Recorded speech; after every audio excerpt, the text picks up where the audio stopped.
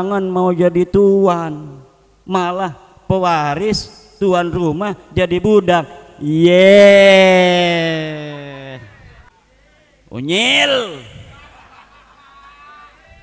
Katanya kiai walaupun dia hafal Fathul Mu'in, hafal Bukhari, dia kalaulah bersama dengan Habib Alwi bodoh, maka Habib Alwi bodoh ini lebih mulia dari kiai asal Tulung Agung 70 kiai. Unyil. Assalamualaikum warahmatullahi wabarakatuh. Saudara sekalian dimanapun Anda berada, pada kesempatan kali ini kita akan sama-sama menyaksikan ceramah Kiai Haji Imanuddin dalam acara pelantikan PWI-LS Mataraman ya saudara sekalian. Dan ada beberapa hal yang Kiai Haji Imanuddin sampaikan dan ada yang aneh ya sekalian. Ini memang penyampaian Kiai Haji Imanuddin yang paling berani ya saudara sekalian.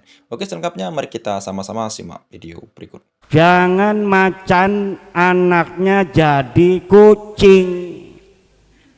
Masih mending macan anaknya jadi kucing, walaupun kecil masih mirip. Ada macan anaknya jadi curut. Ada macan anaknya jadi bebek. Kata politikus Jerman, kalau kita mau mengalahkan sebuah bangsa, nggak usah kita bawa senjata, cukup rubah sejarahnya, hancurkan mental-mental kesatrianya, bangsawannya jadikan kambing, bangsawannya jadikan bebek, maka 1-2 generasi yang akan datang, kita bukan hanya akan menguasai daerahnya, tapi juga kita akan menjadikan para bangsawannya, kesatriannya sebagai para budak-budak mereka. Kata Sayyidina Umar, ummahatukum waladnakum ahrara fala takunu abidan li ghairikum. Ibu-ibu kalian melahirkan kalian dalam keadaan merdeka, maka jangan sampai kalian menjadi budak dari selain kalian. Makanya di dalam lagu kebangsaan kita, kata merdeka diulang-ulang. Merdeka, merdeka, itu diulang-ulang kenapa? Untuk menumbuhkan di hati setiap bangsa Indonesia, untuk membangun jiwanya, baru membangun raganya. Apa yang disebutkan oleh Wage Rudolf Supratman, seorang muslim itu, bahwa yang pertama harus dibangun bukanlah raga, tapi yang harus dibangun adalah jiwa, cara berpikir, cara menatap masalah, cara melihat realitas. Ini yang harus dibangun, konsep berpikir. Kalau kita berpikir kita bangsa merdeka, maka apa yang akan kita lakukan adalah sebagai orang-orang merdeka. Kalau kita berpikir bahwa kita adalah bangsa budak, bangsa terjajah, maka mental terjajah ini sampai kapanpun tidak akan membawa kemajuan bagi bangsa Indonesia dan negara yang kita cintai. Bangunlah jiwanya, bangunlah badannya untuk Indonesia Raya. Dua, Bang Indonesia Raya, merdeka, merdeka, negeriku yang ku cinta. Indonesia Raya, merdeka, merdeka, hiduplah Indonesia Raya. Tepuk tangan untuk Indonesia Raya. Indonesia dibangun atas 5 dasar yang kita sebut dengan Pancasila, yang digali dari budaya Indonesia yang telah lahir dari peradaban Nusantara ribuan tahun sebelum Pancasila itu digali oleh Insinyur Soekarno. 1 Juni Pancasila itu lahir Tapi sebenarnya Pancasila itu lahir dari budaya dan peradaban kita, leluhur-leluhur kita di masa lalu, yang kemudian dirangkum oleh Insinyur Soekarno. Pertama adalah ketuhanan yang Maha Esa, karena dari zaman dulu, sebelum adanya Islam, sebelum ada Kristen, sebelum adanya Buddha, sebelum adanya Hindu, sebelum adanya agama Konghucu, bangsa Indonesia telah bertuhan kepada Allah Subhanahu wa Ta'ala. Sebelum agama-agama ini diturunkan, sejak dahulu kala umat-umat Indonesia, bangsa Indonesia telah menyembah Allah Subhanahu wa Ta'ala sesuai dengan nabinya di zamannya masing-masing.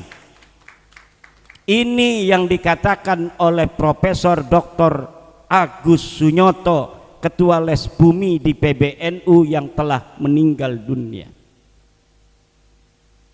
Maka ketuhanan yang Maha Esa dijadikan sebagai sila pertama. Sila kedua adalah kemanusiaan yang adil dan beradab. Apa artinya kemanusiaan yang adil dan beradab? Bahwa seluruh manusia hidup di dunia ini, wabil khusus di atas tanah Nusantara, dalam pandangan kebudayaan, peradaban, dan negara kesatuan Republik Indonesia, semuanya sama. Tidak ada satu lebih unggul secara kemanusiaannya dari yang lainnya. Orang Jawa, orang Sunda, orang Batak, orang Aceh, orang Ambon, orang Makassar, semuanya sama di mata negara kesatuan Republik Indonesia. Semuanya dihormati dengan penghormatan yang sama, semuanya dimuliakan dengan kemuliaan yang sama, semuanya mempunyai hak yang sama, semuanya mempunyai kewajiban yang sama, semuanya mempunyai cita-cita yang bebas. Dia mau jadi apa, dia hidup di tanah Indonesia. Dia mau jadi DPR, silahkan. Tidak dilihat, yang suku Sunda nggak boleh jadi DPR, jadi kiai saja. Tidak, siapa saja yang hidup di tanah Indonesia bebas dia sesuai dengan prestasinya untuk menjadi apapun. Tidak ada di dalam undang-undang dasar kita, di dalam dasar negara kita, bahwa satu suku lebih tinggi dari suku lainnya di depan undang-undang dasar, di depan Pancasila. Semuanya sama, kemanusiaan yang adil dan beradab. Ini the founding father kita. The founding father kita tahu ketika menyusun Pancasila itu, bahwa di antara bangsa Indonesia yang merdeka itu ada orang-orang bukan bangsa Indonesia, tapi bagi Indonesia ketika merdeka dia ada di tanah ini, walaupun dia pengungsi, walaupun dia imigran, dianggap sama oleh negara kesatuan Republik. Kudune nuhun kita. Harusnya terima kasih kepada bangsa Indonesia yang telah memperlakukan semua orang yang hidup di atas tanah Indonesia ini sama. Jangan kemudian merasa lebih tinggi dari bangsa Indonesia, pemilik yang sah tanah Indonesia ini. Betul? Siapa pemilik tanah Indonesia ini? Dia adalah putra asli Nusantara. Siapa putra asli Nusantara? Satu, orang Jawa. Dua, orang Sunda. Tiga, orang Aceh, orang Jambi, orang Bali, orang Palembang, orang Maluku, orang Kalimantan, orang Papua, orang NTB, orang NTT, orang Bali, orang Madura. Itulah putra putri asli pemilik Nusantara ini. Tidak boleh siapapun dengan tujuan apapun untuk menyingkirkan mereka, baik menyingkirkan secara jasad atau hanya secara kemuliaan. Kalau ente ingin barokah tinggal di atas tanah Nusantara ini, ente harus mau jadi budak putra putri Nusantara. Jangan mau jadi tuan, malah pewaris tuan rumah jadi budak.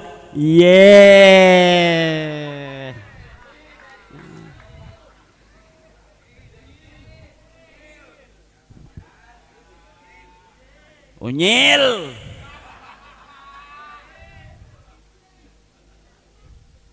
Katanya kiai-kiai itu hanya pengawalnya para kabaib.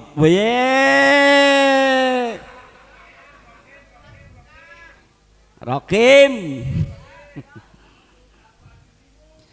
Katanya kiai walaupun dia hafal Fathul Mu'in, hafal Bukhari, dia kalaulah bersama dengan Habib Alwi bodoh, maka Habib Alwi bodoh ini lebih mulia dari kiai asal Tulung Agung 70 kiai. Unyil. Lihat saudara, itu yang ada di dalam kitab Maraqil Ubudiyah. Kata Syekh Nawawi Tenara Al-Bantani, orang yang alim walam yantasib ilan nabi yafuqu ala man intasaba ilaihi sallallahu alaihi wasallam bisitina darajah.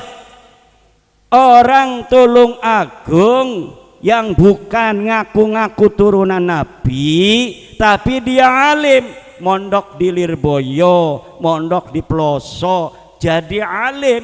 Dia walaupun anaknya tukang kolektor di Tulung Agung, tetap dia lebih mulia daripada orang yang ngaku-ngaku turunan nabi tapi harus cium tangan. Itu dia, walaupun dia ngaku turunan nabi, kalau goblok cium tangan sama anak tukang kolektor lulusan dari Lirboyo. Betul apa tidak?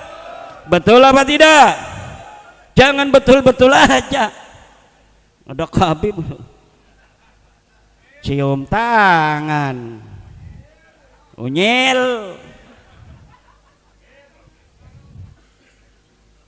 Presiden dicaci maki saudara. Betul apa tidak? Presiden udah selesai masih di demo. Ini kelakuan siapa itu? Itu bukan akhlak Nusantara. Presiden kita Jokowi yang 10 tahun ini sudah memiliki jasa untuk saya terutama.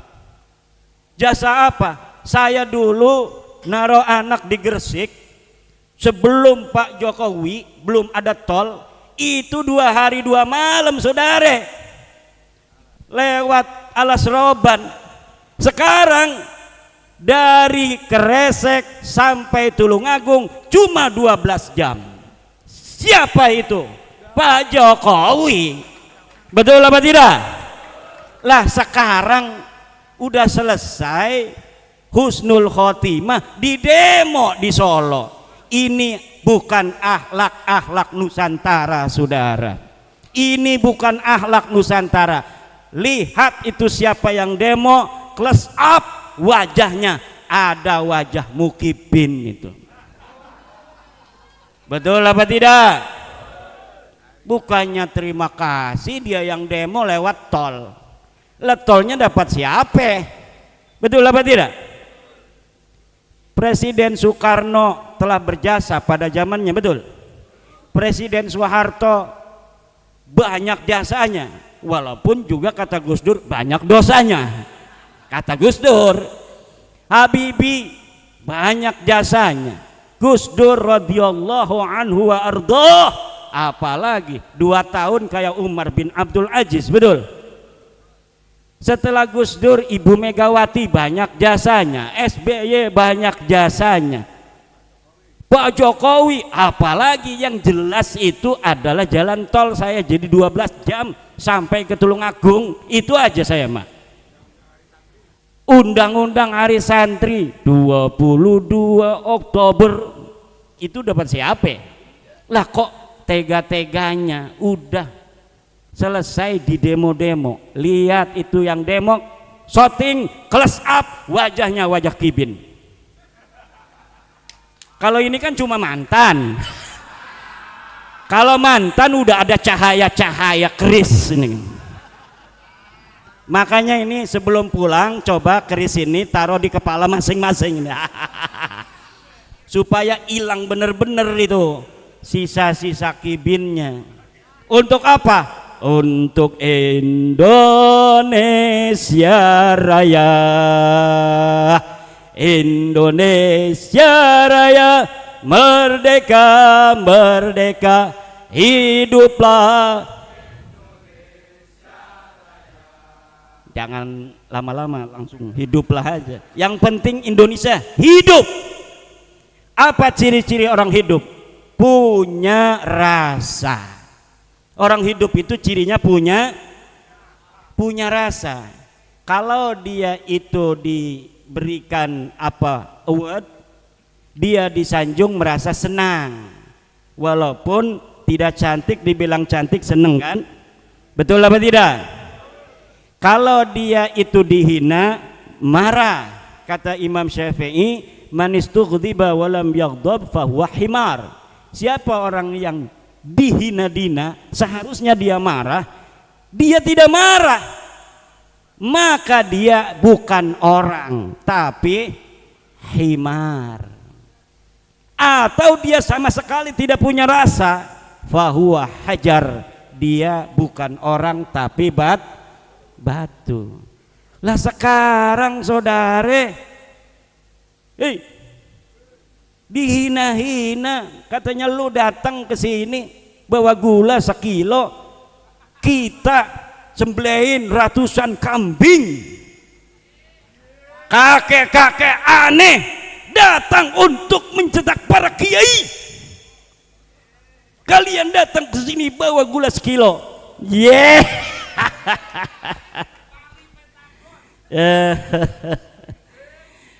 Lah ini kan aneh, nyetak kiai di mana, bos?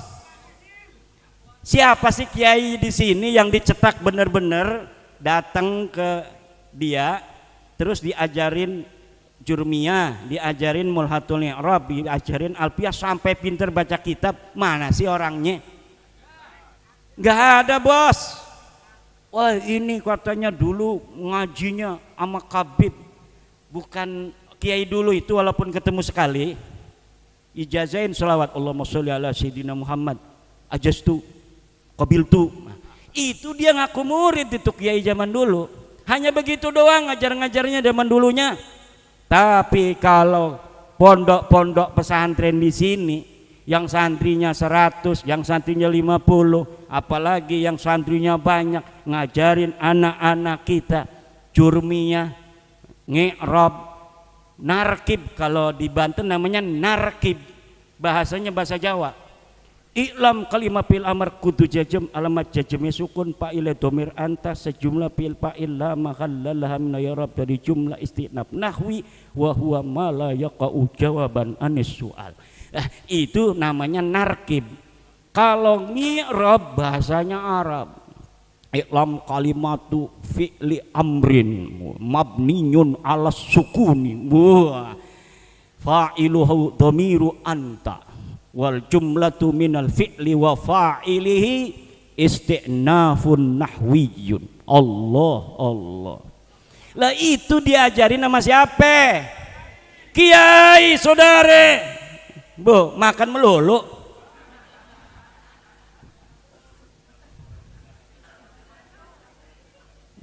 Kita badan lah pengajian di masjid ngamplopin kiai 50.000 itu kerasanya mahal amat. Kiai cepat kaya kalau begini, betul apa tidak? Tapi kalau ngamplopin orang selawatan yo itu sampai 120 juta, 200 juta itu kalau acaranya lebih gede. Mau itu agama ajarannya kemudian menjadi seperti di Andalusia. Tahu cerita Andalusia? Kenapa Andalusia itu kerajaan Islam yang dulu besar kemudian porak-poranda? Gara-gara solawatan. Bukan solawatan Allahumma sholli ala sayyidina Muhammad, gara-gara syair-syair yang datang dari Irak. Jadi orang Andalusia kemudian menerima Islam yang awalnya ilmu pengetahuan, melahirkan Alfiyah Ibnu Malik. Siapa Alfiyah Ibnu Malik pengarangnya? Orang Andalusia, orang Spanyol. Kemudian dari Cordova, Spanyol, melahirkan imam ahli tafsir namanya Imam Qurtubi. Bukan Qurtubi Lebak, ini Imam Qurtubi asli. Tapi lama kelamaan datang ini penyair dari Irak. Penyair dari Irak, kemudian pengajian-pengajian begini yang biasanya ngaji Fathul Qorib diganti dengan musik. Akhirnya agama Islam di Andalusia tidak lagi ilmiah, yang ada hanya memengan. Nyahon teu memengan, main-main, begitu-begitu aja. Jadi agama kelihatannya semarak tapi kropos. Agama kelihatan semarak tapi kropos karena ilmunya tidak ada. Acaranya habis Isya jam 5 sudah datang gegelar, rebutan tempat, enggak sholat maghrib. Betul apa tidak? Kemudian sampai malam giliran kiai mau ceramah, baru ceramah 10 menit, ges, udah, mau dilanjutin selawatan lagi. Lah jadinya nanti umat Islam jadi goblok. Kalau goblok gampang untuk dikalahkan dan ditundukkan musuh. Bu, wah ini jangan kesinggung tukang marawis. Kalau ini mah kan enggak. Ini ngomong marawis saya. Enggak apa-apa, selawatan. Inna fil jannati nahran min laban li aliyin wa husainin wa hasan. Sekarang lagu itu diganti, bos. Udah denger? Inna fil jannati nahran min laban li ba'alwi. Ada lagunya. Saya lihat di YouTube. Astagfirullahaladzim. Ini kan karya orang, bos. Karya orang. Inna fil jannati nahran min laban li aliyin wa husainin wa hasan hubu ahli baitin fardun indana. Apa terusnya itu? Sekarang diganti, bukan hubu ahli baitin fardun indana, bukan hubu lawi fardun indana neng neng. Naudzubillah. Ya Allah, silahkan cari di YouTube, lagu itu sudah dirubah. Yughayyiruna al-kalima an mawadhi'ihi, merubah berbagai macam narasi, diksi, proposisi dari yang seharusnya. Limadza li syai'in ya'udu ilaihim, untuk sesuatu yang manfaatnya kembali hanya pada mereka. Pemalsuan lagu banyak. Untuk apa? Untuk mendoktrin bapak-bapak.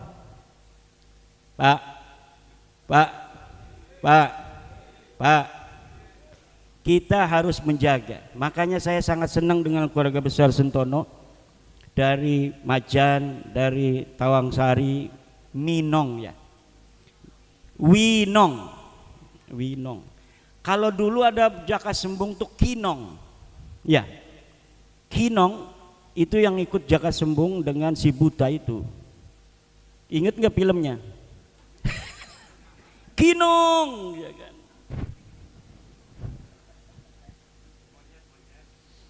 Bukan, Kinong itu anak kecil itu kan. Oh berarti Kiai nonton film dulu waktu kecil kan. Pulang-pulang digebukin nama batua. Bapak Ibu hadirin ma'asyiral muslimin rahimakumullah. Ini sudah jam 11 ini Kiai Nawawi. Nah ini lupa ini ada Kiai Nawawi dengan Kiai Zainal ini dari Klaten. Masya Allah. Ini Kiai Nawawi di pondok pesantrennya yang besar itu sudah mengadakan acara dialog tentang sejarah bangsa Nusantara juga termasuk dengan nasab Baklawi yang ngaku cucu Nabi tidak terkonfirmasi dan terkonfirmasi nasabnya palsu kepada Nabi besar Muhammad sallallahu alaihi wasallam. Ini sudah mengadakan beliau ini para pengurus PCNU di Klaten, para pengasuh pesantren sudah mengadakan acara dialog bersama seluruh MWC di Klaten. Alhamdulillah, makanya di Klaten sudah kuat, kibin-kibinnya sudah mengering. Mudah-mudahan silaturahmi kita dengan ketua umum dari Perjuangan Wali Songo Indonesia akan ada manfaat untuk anak cucu kita ke depan. Kenapa? Kita bukan hanya mewariskan tanah dan air untuk anak cucu kita, tapi juga kita harus mewariskan kebanggaan mereka sebagai cucu daripada kita yang hidup hari ini. Kalau kita yang hidup di hari ini hanya mencium kaki-kaki orang yang tidak pantas dicium, bukan orang-orang yang mulia, maka anak-anak kita dengan semakin teknologi yang akan semakin maju di masa yang akan datang akan menganggap kita hanya para pecundang-pecundang saja. Bisa jadi nama bapak-bapaknya itu akan dicoret semuanya. Kenapa? Karena dia malu bapaknya dulu tidak ikut masuk PWI, bahkan jadi penentang. Nanti dulu apakah Utsman bin Yahya itu dicaci maki? Tidak bos, pada masanya biasa-biasa saja. Yang dicaci maki itu adalah para pejuang yang melawan Belanda itu di Banten 1888, yang dianggap pemberontak, yang dianggap pengacau keamanan. Utsman bin Yahya dan orang-orang kiai-kiai, ulama-ulama yang mendukung Utsman bin Yahya biasa-biasa saja, tenang-tenang saja. Tapi kemudian sejarah bicara lain. Orang yang hidup di hari ini menelusuri kakek-kakeknya. Di mana kakek saya berada ketika itu? Apakah bersama Belanda? Apakah bersama para pejuang-pejuang yang menginginkan kemerdekaan bangsanya walaupun dihina dan dianggap pemberontak waktu itu? Ketika para pejuang Geger Cilegon 1888 mereka itu berjuang untuk memerdekakan bangsanya, mereka tidak pernah tahu kalau akan dilahirkan seorang Insinyur Soekarno pada tahun 1901. Tidak tahu. Mereka juga gelap. Yang mereka tahu bahwa kami sedang dijajah, dan kami tahu bahwa kami tidak mempunyai kekuatan yang cukup, tapi kami tidak mau nanti anak cucu kami menganggap kami sebagai pecundang. Maka hanya beberapa ratus orang mereka berani melawan pasukan Belanda yang puluhan ribu orang, yang dengan itu sebagian mereka dibunuh. Bahkan Kiai Qasid itu, Kiai Wasid itu dipenggal kepalanya, dikuburnya dipisah-pisah. Sebagian lagi seperti Kiai dari Tenara, Kiai Arsad Tawil dibuang ke Manado. Di sana dia dibuang menyebarkan agama Islam di Manado. Siapa yang menyangka kemudian Indonesia akan merdeka 1945? Ketika mereka berjuang tidak ada. Yang mereka tahu, mereka ingin menunjukkan bahwa bangsa kami bukan semuanya cecurut, tapi ada macan-macan di sana. Dan hari ini macan-macan itu adalah mereka yang sudah masuk perjuangan Wali Songo Indonesia dari putra-putri Nahdlatul Ulama. Bukan hanya laki-laki, Bu. Yang ada di PWI itu ada pasukan-pasukan perempuan-perempuan. Dulu di Banten itu pasukan keraton Kaibon itu semuanya perempuan. Sri Kandi itu nggak boleh laki-laki. Kenapa? Sultannya pencemburu, nggak boleh ada prajurit laki-laki di keraton Kaibon yang punya keputrian itu.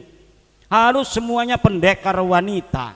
Dan sekarang pun PWI ada PWI pendekar wanitanya. Maka jangan hanya bapak-bapak dan adik-adik serta kakak-kakak yang masuk PWI, istri-istrinya baik yang satu, yang dua, yang tiga masukin semua sama PWI. Kiai, nanti dulu Kiai, maaf, kalau yang satu nggak ada masalah, tapi kalau yang dua ikut semua nanti gulat ya. Iya juga ya. Divisinya harus dipisah. Ini divisi apa, ini divisi apa, biar rapatnya nggak bareng. Setuju? Setuju apanya nih? Rapatnya apa istrinya dua itu? Mudah-mudahan ada manfaatnya. Terima kasih kepada panitia. Semangat PWI, insya Allah hidup kita barokah. Insya Allah hidup kita manfaat. Insya Allah Allah akan berikan rezeki yang banyak untuk kita semua. Saya sudah menulis sebuah buku dengan judul buku saku Habaib bukan keturunan Rasulullah. Silakan di-download dan itu boleh untuk perbanyak. Itu bahasanya saya bikin bahasa sederhana agar mudah dipahami. Kemudian saya juga membuat buku Ratib Al-Jailani. Ratib Al-Jailani itu bisa di-download juga, sudah saya serahkan kepada panitia, nanti bisa untuk diminta. Di dalamnya ada Ratib Syekh Abdul Qadir Al-Jailani, di dalamnya ada wiridan kekayaan yang cepat sekali duduk baca, insya Allah Allah akan memberikan kekayaan kepada siapa yang mengamalkannya. Itu namanya wiridan rizki untuk kita dari Syekh Abdul Qadir Al-Jailani. Yang ketiga adalah wiridan hijib nasar Sayyidi Syekh Abdul Qadir Al-Jailani untuk mengalahkan musuh dan membuat kita itu semakin berani dan bermanfaat bagi banyak orang dan juga selamat bisa mengalahkan musuh-musuh kita. Oke saudara sekalian, itu tadi penyampaian luar biasa dari Kiai Haji Imaduddin Utsman Al-Bantani. Dan ada beberapa hal yang sangat penting sekali yang disampaikan oleh Kiai Haji Imaduddin terkait dengan perkembangan dan apa yang sudah terjadi yang lagi viral ya, terutama hal yang dilakukan oleh para kabib-kabib Ba'alwi saudara sekalian. Nah, yang pertama yang disampaikan oleh Kiai Haji Imaduddin itu adalah ketika perkataan seorang intelektual dari Belanda ya, ketika Anda ingin menghancurkan suatu negara tidak perlu dengan tidak perlu dengan mengangkat senjata, cukup dengan merusak para sejarahnya, cukup dengan menjadikan para bangsawannya itu seperti kodok ya, artinya tidak ada wibawanya sama sekali. Nah, lama kelamaan kita akan menguasai negara itu. Dan memang itu benar yang terjadi, saudara sekalian. Ini hal yang dilakukan persis seperti yang dilakukan oleh Yahudi Israel, saudara sekalian. Bagaimana mereka mengubah para sejarah-sejarah leluhur bangsa Palestina. Itu terutama yang paling kerap dilakukan, yaitu ketika orang Israel ini adalah menguasai tanah Palestina dengan cara membuat makam-makam palsu dan memalsukan makam-makam yang sudah ada dengan nama nenek leluhur mereka. Nah, lambat laun ketika mereka sudah punya kekuatan, lalu kemudian negara itu mereka akui sebagai tanah leluhur mereka. Seperti yang kita lihat sekarang, Israel akan menguasai sebentar lagi Palestina, saudara sekalian. Dan mudah-mudahan kita doakan ya supaya Palestina cepat-cepat merdeka. Nah, itu yang pertama. Dan yang kedua yang disampaikan oleh Kiai Haji Imaduddin yang penting menurut saya, saudara sekalian, yaitu jika ingin barokah maka kalian harus para pengungsi imigran, kalian harus taat rela menjadi budak para pribumi, saudara sekalian. Nah, mungkin ini yang disampaikan oleh Kiai Jamaluddin karena bahwa akhir-akhir ini dan bukan akhir-akhir ini saja, banyak hal yang terjadi sebelum polemik nasab ini. Para Ba'alwi ini memang lagi gencar-gencarnya, saudara sekalian, seakan-akan mereka itu sebagai tuan. Bahkan Habib Bahar pun jelas-jelas mengakui bahwa pernah di dalam suatu penggalan ceramahnya itu, kami adalah tuan-tuan bagi kalian, kalian adalah pelayan-pelayan bagi kami, saudara sekalian. Ya, kita tidak tahu niat dia menyampaikan itu apa. Yang jelas kata-katanya itu memang jelas seperti itu, saudara sekalian. Nah, ini adalah hal yang memang sekarang masif terjadi. Apalagi akhir-akhir yang minggu-minggu yang lalu, saudara sekalian, para kabib-kabib ini sudah mendemo ke Solo, ya, ke kediaman Pak Jokowi, menuntut agar Pufu Papa dibubarkan, lalu kemudian karena itu miliknya wakil presiden kita Mas Gibran, lalu kemudian intinya menuntut Pak Jokowi. Ternyata akun Pupu Papa itu bukan asli miliknya Mas Gibran, saudara sekalian. Itu adalah rekayasa orang yang benci terhadap rezim, orang yang benci terhadap Mas Gibran, dan sudah ditangkap, saudara sekalian. Luar biasa sekali. Ini adalah fitnah yang sangat keji. Dan Kiai Haji Imaduddin, saudara sekalian, Kiai Haji Imad itu sempat membela daripada kebijakan-kebijakan presiden kita, terutama Presiden Pak Jokowi, saudara sekalian, di mana putra beliau itu ketika mondok, kalau tidak salah itu yang awalnya sebelum Pak Jokowi itu perjalanan 2 hari 2 malam. Nah, setelah Pak Jokowi ada, itu perjalanan 2 hari 2 malam itu cukup hanya 12 jam. Itu berkat Pak Jokowi. Ini adalah penyampaian Kiai Jamaluddin yang sangat luar biasa, ya, sangat aneh bagi kita, saudara sekalian. Kok bisa kepikiran seperti itu, saudara sekalian? Nah, akhirnya kenapa Kiai Jamaluddin menyampaikan itu? Karena Pak Jokowi ini memang di dalam pembuatan infrastruktur itu luar biasa, saudara sekalian. Bahkan dengan membangun jalan tol, lalu kemudian bukan hanya yang ada di Jakarta, bahkan beliau pun membangun jalan-jalan yang ada di Papua, saudara sekalian. Kalau kita lihat sekarang di Papua, di tempat-tempat terpencil itu memang jalannya luar biasa. Dan ini tidak bisa dinafikan, meskipun ya biasalah kalau kita menjalankan suatu kebijakan itu ada yang tidak setuju dan ada yang setuju, ya biasa. Nah, dalam hal ini juga ada hal yang menarik, saudara sekalian, ketika Kiai Jamaluddin menyinggung daripada demo 411 kemarin yang kalau menurut saya itu gagal total, saudara sekalian. Kenapa? Karena sebelum polemik nasab ini mereka demo 411, lalu kemudian ada perkumpulan alumni 212, saudara sekalian, itu sangat membludak sekali. Tapi setelah polemik nasab ini, saudara sekalian, 411 itu ketika kelihatan sangat sedikit sekali, saudara sekalian. Bahkan tidak sampai ribuan orang. Pasti hanya 100 atau 200-an, saudara sekalian. Nah, ini adalah salah satu efek daripada kita sebagai warga pribumi banyak yang sadar, saudara sekalian, bahwa apa yang mereka lakukan, para pendemo 411 ini, tidak benar, saudara sekalian. Karena Pak Jokowi itu memang sudah berhenti menjadi jabatannya, tidak perlu lagi untuk dilibatkan kembali. Kalau Anda mau mengkritik Pak Jokowi, silahkan. Kritik dengan cara yang baik, dengan tata bahasa yang sopan, bukan teriak-teriak lalu kemudian menghina, saudara sekalian. Oke, mungkin hanya itu saja yang bisa kita sampaikan. Sekian, Assalamualaikum warahmatullahi wabarakatuh.